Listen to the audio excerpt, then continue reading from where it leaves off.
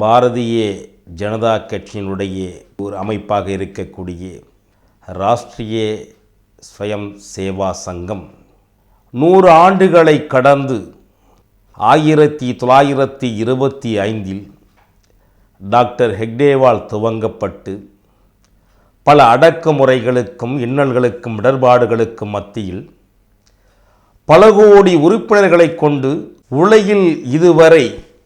ராஷ்ட்ரிய ஸ்வயம் சேவா சங்கத்தை பற்றி ஒரு குறை கூட யாரும் கூறவில்லை. ஆம், தன்பெண்டு தன்பிள்ளை தானுண்டு சோறுண்டு இவை உண்டு என்று வாழும் இந்த சமூகத்தில்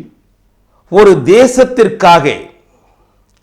தேச மக்களுக்காக ஒரு சங்கம் இயக்கம் இருக்கிறது என்று சொன்னால்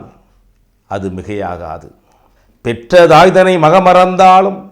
பிள்ளையை பெறும் தாய் மறந்தாலும், உற்ற தேகத்தை உயிர் மறந்தாலும், உயிரை மேவிய உடல் மறந்தாலும் பாரத தாயை நான் மறைவேனே என்றே ஒரு லட்சியத்தோடு எந்தவித எதிர்பார்ப்பும் இல்லை, நல்ல உணவு உண்பதில்லை, நல்ல உறக்கமில்லை, சமூக சேவை ஒன்றும் மட்டுமே போதும் என்று இந்த பாரத திருநாட்டில் துவங்கப்பட்ட ராஷ்ட்ரிய ஸ்வயம் சேவா சங்கம் 100 ஆண்டுகளை கடந்தும் இன்று உச்சத்தில் இருக்கிறது என்று சொன்னால் அது மிகையாகாது.